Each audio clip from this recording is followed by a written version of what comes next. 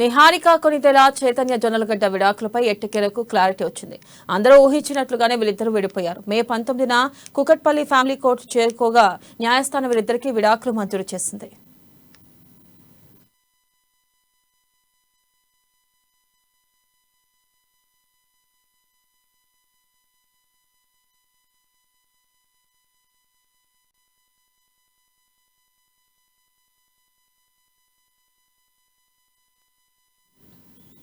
Mega brother Nagababu కుమార్తె నిహారికకు చైతన్య జొన్నలగడ్డతో 2020 డిసెంబర్లో వివాహం జరిగింది.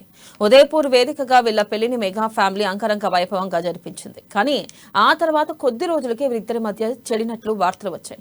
తొందరలోనే విడాకులు తీసుకోబోతున్నారని ప్రచారం జరిగింది. పైగా ఇద్దరు సపరేట్ గా ఉండడంతో విడాకులు తీసుకోవడం ఖాయమే అని గుసగుసలు వినిపించాయి. ఫిలిం ఇండస్ట్రీలో దీనిపై ఎంత చర్చ జరిగినా అటు నిహారిక దంపతులు కానీ మెగా ఫ్యామిలీ కానీ స్పందించలేదు. దీంతో అవన్నీ బట్టి పుకార్లే కావచ్చని మెగా ఫ్యాన్స్ చెప్పుకున్నారు. కానీ మొన్నటికి మొన్న వరుణ్ తేజ్ లావణ్య త్రిపాఠి ఎంగేజ్మెంట్ జరిగినప్పుడు కూడా చైతన్య అటెండ్ కాలేదు.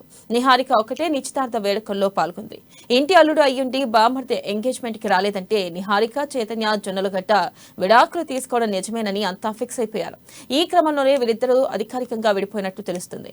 మే 19న వీరిద్దరూ కుకట్పల్లి ఫ్యామిలీ కోర్టులో విడాకుల కోసం దరఖాస్తు చేసుకున్నారు. దీనిపై విచారణ జరిపిన న్యాయస్థానం ఇద్దరికీ మ్యూచువల్ డైవర్స్ మంజూరు చేసింది. జూన్ 5న నిహారిక చైతన్య విడాకుల ప్రక్రియ పూర్తయినట్లు సమాచారం.